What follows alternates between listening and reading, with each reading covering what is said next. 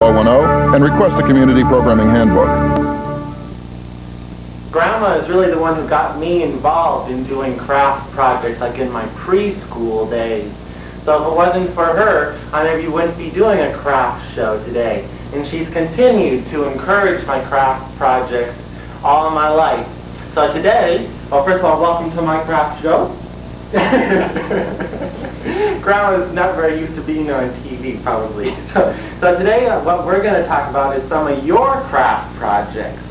You know, as long as I've known you, you were always very busy doing craft projects. And Grandma's specialty was doing you call it needlepoint or embroidery, I guess you call it. Embroidery. And this is just some of Grandma's work. And it's just beautiful. And oh, we have it. Grandma made it it's all over the place. You were so busy doing this all the time. And their specialty was doing pillowcases, making, Grandma liked birds, so this one has birds on it. Do you remember doing this one? Yeah. Definitely looks like your work. Where did you find them? Well, Mom had these at home. You know, you gave her a lot, so we have a lot in our linen closet. And then you crocheted all on. That's your crocheting work, right? Oh, well, you sure did. Right, right. And did you enjoy doing craft projects all your life, or is it just something you got into when you got older? Like when you were a kid, did you make stuff? Well, no, not so much. Okay. And then you also made a lot of things. And we tried, when we were younger. Like, okay, well, I'll have to ask Mom if she remembers you doing craft projects when she was growing up. But as long as I was growing up, I always remember you sitting and making things. And including, I picked these out. I like the holidays. These are some things you painted using these Artex paints. This is the October one. Where did you find it? Well, once you make something, we save it. This is a calendar from '71, and this is the Christmas one. So as far as me being crafty, Grandma's been a very important influence. So let's give a little bit about your history. You were born in 1905. That's right. And you were born in Halstead, Minnesota. That's right. And you were one of 11 children. That's right. And I remember Grandma doesn't have a middle name. Her name was just Mabel Halkesvig. And you always said that the reason you didn't have a middle name is because you had so many kids in your family, they couldn't come up with enough names. Yeah. But from the stories you told me, you enjoyed being part of a big family, right? Oh, yeah. We used to have fun, Right. We made it all our own. I bet if you had to do it all over again, instead of being an only child, I bet you're glad you had 11 brothers and sisters. Oh, yeah. Although your mother died when you were how old?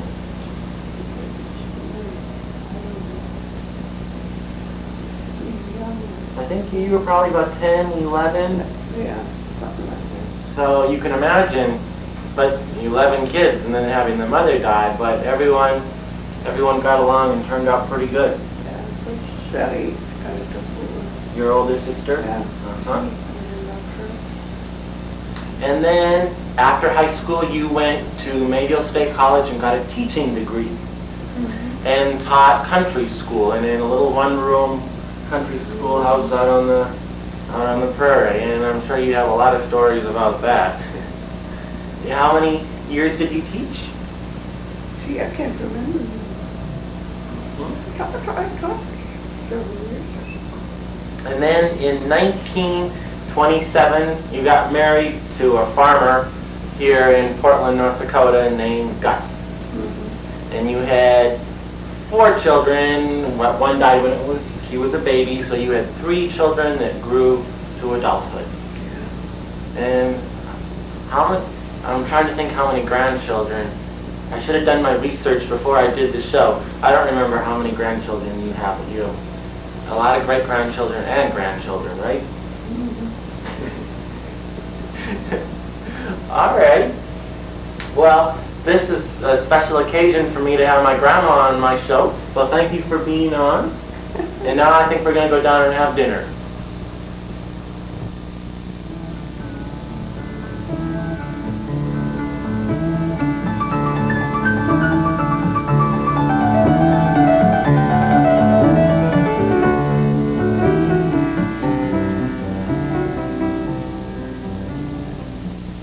I've been wanting to have my grandma on my show for quite a while now, so I'm glad I finally got around to it. I guess I should update you on what's happening with my grandma's gingerbread house. The mice are eating it. You see, ever since my grandma moved into the nursing home, her house has been standing empty, or so we thought. This window is starting to look more like a door. Now let me explain to you. I'm not really a hunter. These are just props that I'm using to set the scene for our next segment, which features my dad, who is a hunter. Hi, I'm Mark's dad, James Heskin. It's always a pleasure to appear on my craft show and share my projects with you. I've been hunting deer since I was a teenager. Usually I'm successful. This year I got a buck, right here on our own land in the woods surrounding our farmstead. You must apply for a license if you want to hunt. Only a limited number of licenses are given. Normally they cost $19, but if you hunt only on your own land, they are free. You can get either a bow license or a gun license. The season for hunting with a bow extends much longer than the gun season. This is one of the better bucks that I've ever shot. Bucks are much bigger than doe, so provide much more meat. I always cut up the meat myself. Just as cow meat is called beef, deer meat is called venison. This deer is being cut up into chops and roasts. What's left over either will be mixed half and half with beef and ground like hamburger, or soaked in a salt solution, smoked and made into dried venison. Most venison has a wild taste, but since North Dakota deer feed mostly on grain, it tastes a lot like beef. It is also very low in fat. We will share some of the meat with our friends. The rest will be stored in our deep freeze to provide many delicious meals throughout the coming year.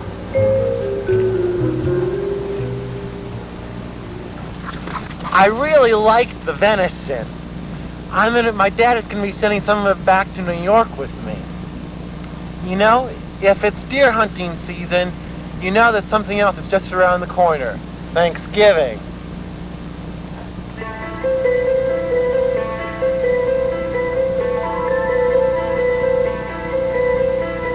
Thanksgiving preparations at our house usually begin the week before, when Mom makes a big batch of her traditional cranberry relish. Dad lends a hand by adding some elbow grease.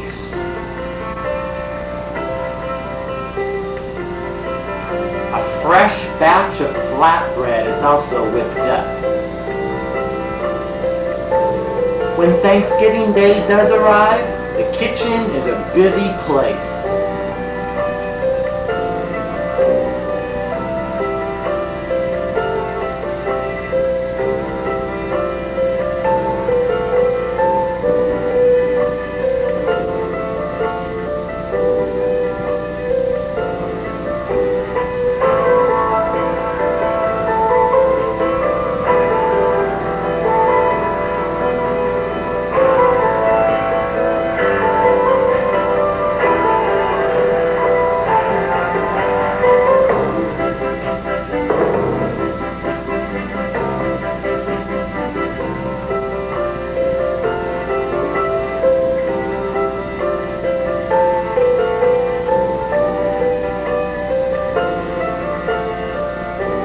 Sister Sheila still hasn't learned the art of gravy making, so she kept a close eye on my mother's special technique.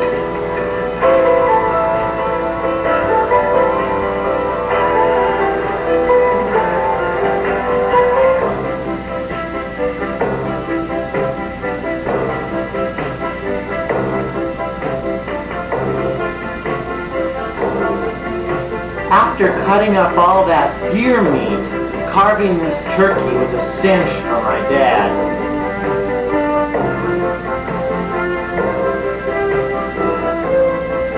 Sheila did contribute to the meal too. She poured the water.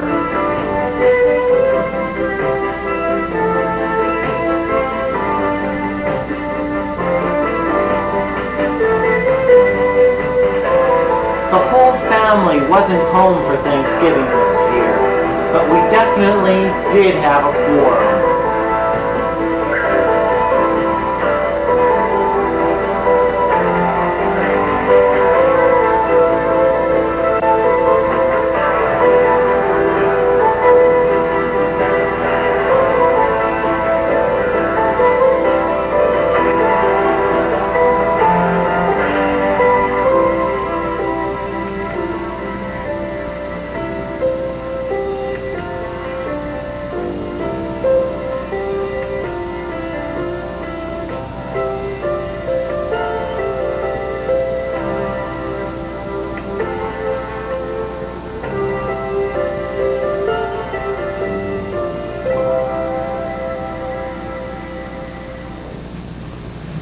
With Thanksgiving over, my thoughts naturally turn towards Christmas.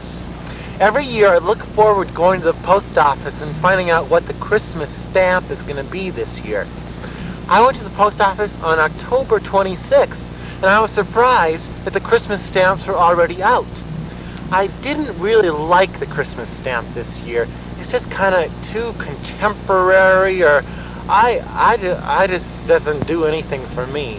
My favorite Christmas stamp of recent years is still the one from 2 years ago, where it was this sleigh ride. You may remember, I've explained this to you on my show before. Each year they put out 2 Christmas stamps, one a contemporary one and a religious one. And every year they can only use Mary and the Christ Child on the religious one. And once again, this year, look at the Christmas stamps, the religious stamps from the past 3 years. Gets a little boring, doesn't it? I decided I wanted to start a Christmas stamp collection. I let a friend know that I was starting to collect, and I just had from the past couple years. But anyway, one day in the mail, he sent me a whole batch of Christmas stamps, dating back to 1962, which is the year the first Christmas stamp came out. So I'm glad. If I'm going to have a collection, at least I know it's not going to be too hard to collect all of them. The other ones you see here, I think my favorites are the Courier and Ives stamps. They didn't start to put out 2 stamps every year until like the 70s. That's when they started to put out, the Christmas religious stamp and the contemporary stamp. My plan is, after I get a complete set, although I have a lot of stamps here from 1962 to the present, it's still not a complete set. I still have to work on this collection. But when I do get them all, I want to arrange them in a Christmas tree pattern, in like a pyramid pattern, in like a frame and hanging on a wall. I think that would be interesting. And of course, I made my Christmas card for this year, and I wanted to show you how I did it. I made this paint card using paint, and I take a little. Let me show you how I did it.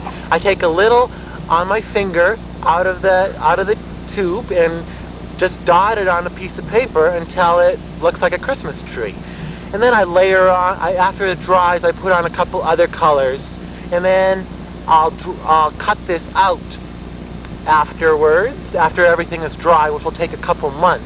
I started my Christmas cards back in May because I always say don't leave it to the last minute, because if you leave it till November or December, you're not going to have time. Do it when you have a spare moment, especially if it's something that needs to dry for a long time, like my Christmas cards do.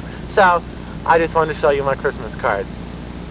Now, what I wanted to tell you about was something very special. While I was here in North Dakota, our local nursing home asked me if I would share with its residents my mother's award-winning rhubarb video that made her a local celebrity. Most of the people had heard about my mother's nationwide live TV appearance on the home show last summer, but some of them had not actually seen it. I was excited to share the video with them. I built up the suspense a little by first showing some other clips from my craft show. I showed them the live nativity scene video.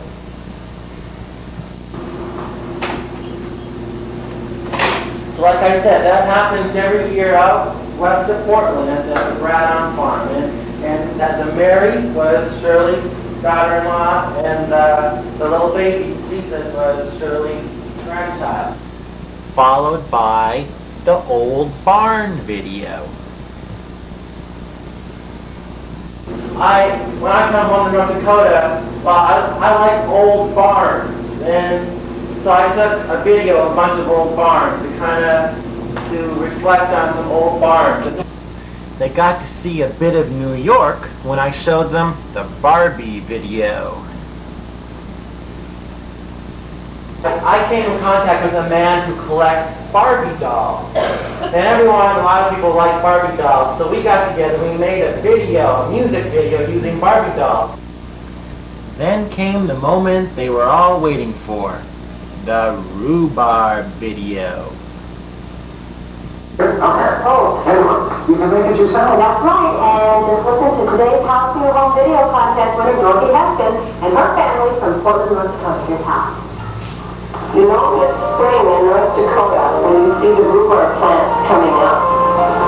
Rhubarb is always pulled and not cut. So want to use the small red plants because the larger they are, and if it's too green, it won't be as sweet.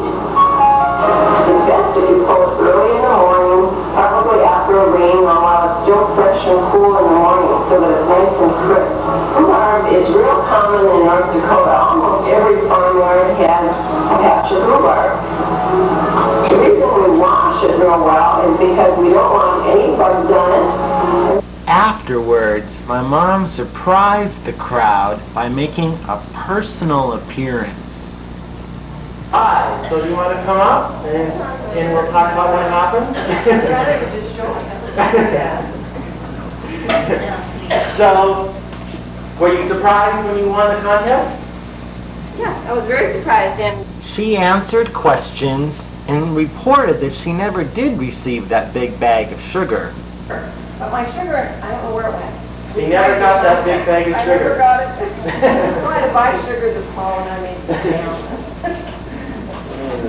I got 2 cents. Afterwards, I showed them a video of some of the dolls that I had made. After that, I told them about the time I videotaped my campfire.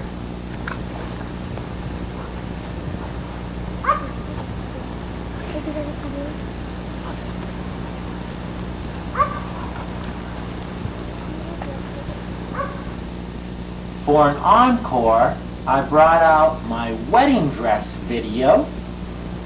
See the pretty girl in my photograph. Coconut attracts the girl see. Such a pretty face, such a pretty dress, such a pretty smile, such a pretty face. Followed by my shower video. The May 20th episode of my craft show was listed an out week, at which point one person had a heart attack and another person became aroused for the first time since 1967. Just kidding. Alright, well, I think we have a little time here to take a look at some viewer mail. A man named Joe Brainerd sent me a copy of a book that he wrote, and it's called I Remember. And what it is, it's just a book of lists of things that Joe remembers.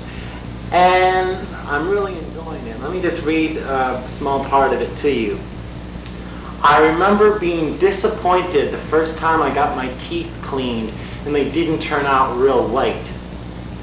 I remember trying to visualize what my insides look like. I remember people who look at you straight in the eye for a long time, as though you have some sort of mutual understanding about something. I remember almost sending away for bodybuilding courses many times. I remember bright orange light coming into the rooms in the late afternoons horizontally. I remember the $64,000 question scandal. I remember that woman who was always opening refrigerators. And this just goes on and on. The whole book is just the stuff that Joe remembers. And Joe was a bit older than I am, so he remembers some things that I don't. But a lot of the book I do relate to, and they are things that I too definitely remember. So I just want to really thank him for that. For my bookmark, I'm using an autographed picture that I got from Miss North Dakota. She performed at a local benefit when I was home back there. So that was very special. But now I'm at my apartment in New York once again, and I'm in the midst of doing a little craft project back here. Let me show you what I'm up to. This is really a fun craft project. I'm just having the best time doing this. What you do, you take some oil-based paint and drip a little bit of it on top of a pan of water.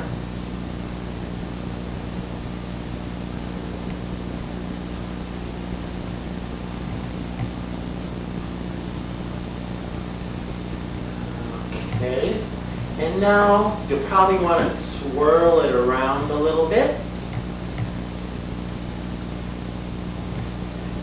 Then take your basic Christmas tree ornament and dip it in. Whoa! This is neat. This is definitely neat. I just love this. It's so much fun. The Christmas balls that I'm using for this are some old cheap Christmas balls I had on my tree a couple years ago. I really didn't take very good care of them. When I took them off the tree, I just put them all in a plastic bag. And as a result, they, rubbed against each other and became kind of scratched and chipped a little bit. So they were perfect candidates to use for this craft project. I can't take credit for this idea, however. This is a craft idea I got from Martha Stewart. She demonstrated this on one of her videos. And I'm a big fan of Martha Stewart. She's been such an inspiration to me. Martha, if you're watching today, you gotta call me sometime. Let's do lunch.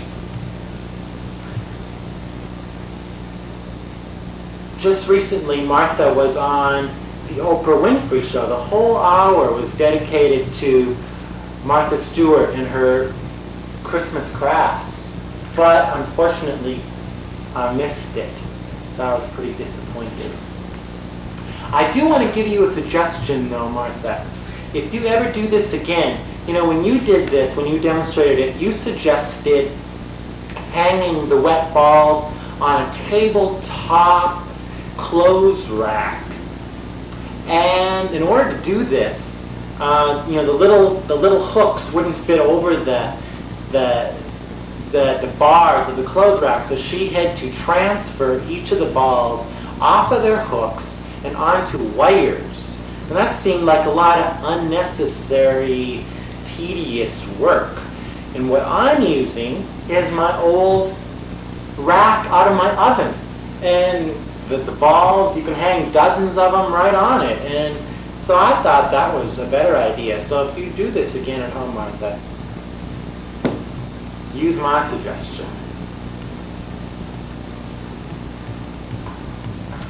Recently on my show, we had a Twin Peaks trivia contest. And the prize, each of the winners, the prize was they got, these are just so neat. The prize was each of the winners got 3 minutes of airtime here on my craft show, and you have probably have seen some of the winners. Well, today we have another winner. He's from Germany. So while I'm working on my project here, let's take a look at him. He's from Germany, but first, let's take a look at one more ball.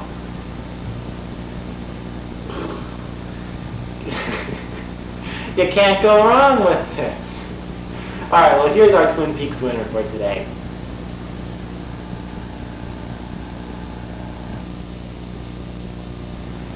Hi, my name is Harry, and I'm glad I have the opportunity to show some of the designs I do.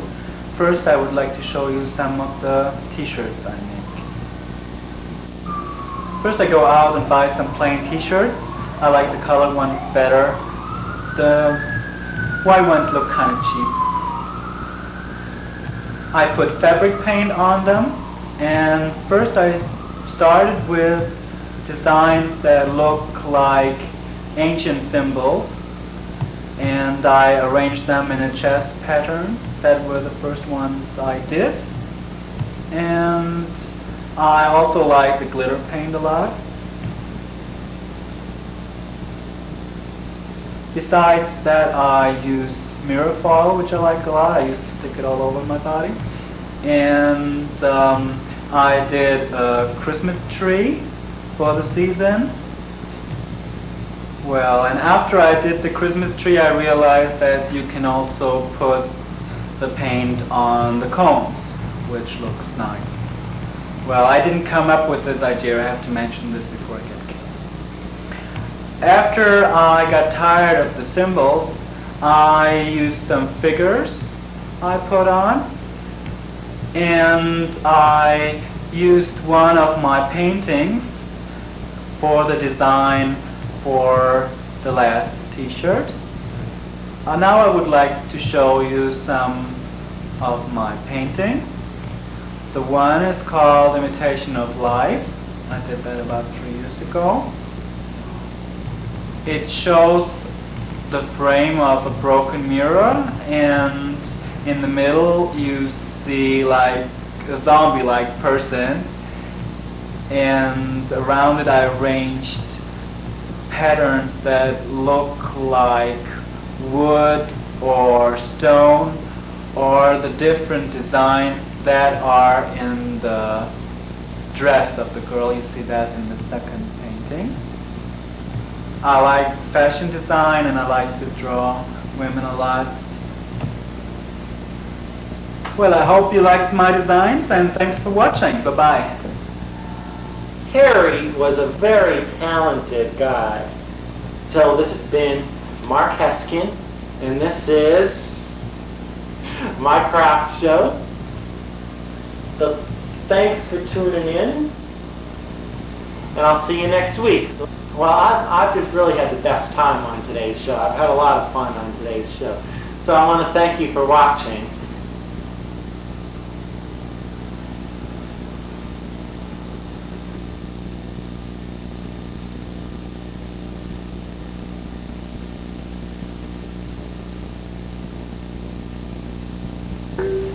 The best of the West, that is. And that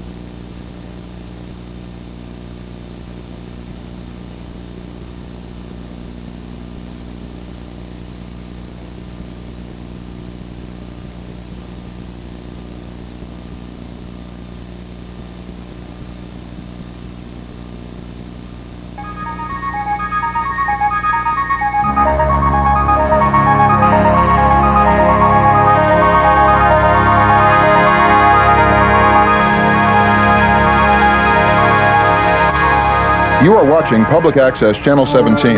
As required by the City of New York, all programs on this channel are produced entirely by individual producers, whose programming is exhibited on a first-come, first-served, non-discriminatory basis.